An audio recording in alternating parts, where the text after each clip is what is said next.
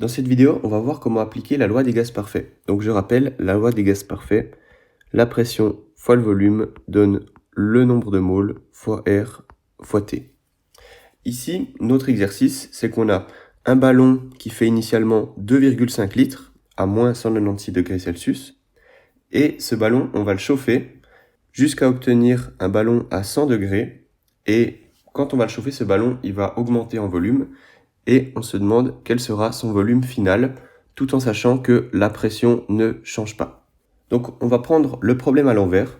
Si je veux appliquer PV égale nRT ici pour trouver le volume, je dois faire V égale nRT, que je vais noter T2, parce que ici ce sera l'état numéro 2, et ça c'est l'état numéro 1, divisé par la pression qui est constante. Donc ici, je connais T2, mais je ne connais pas NR sur P. Sauf que NR sur P ici, c'est exactement que NR sur P pour l'état numéro 1. Parce que le nombre de moles ne change pas, et la pression ne change pas, et évidemment la constante R ne change pas. Donc je peux me servir de cet état numéro 1 ici pour calculer NR sur P. Donc si je reprends PV égale nRT, mais cette fois pour l'état numéro 1, j'ai P fois V1 égale nRT1. Ici, j'ai oublié de préciser, mais c'est le volume numéro 2. Si moi, je cherche NR sur P, alors je peux réécrire ça.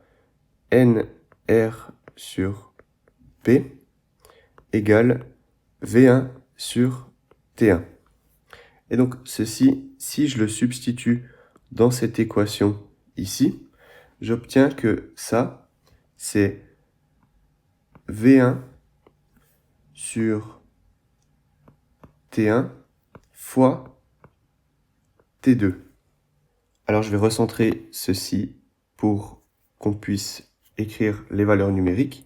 Et donc ceci, je peux l'écrire de manière un peu plus physique, en fait. C'est le rapport de la température T2 sur T1 fois le volume que j'avais initialement qui vont me donner le volume numéro 2. C'est exactement la même chose, j'ai juste changé V1 et T2 sur la fraction.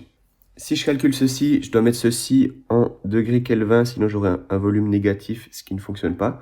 Donc ça me donne 77 Kelvin, et ceci, ça me donne 373 Kelvin.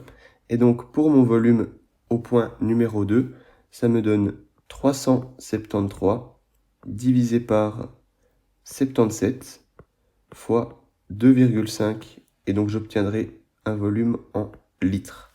Et ceci, ça me donne un volume au point numéro 2 qui est de 12,11 litres.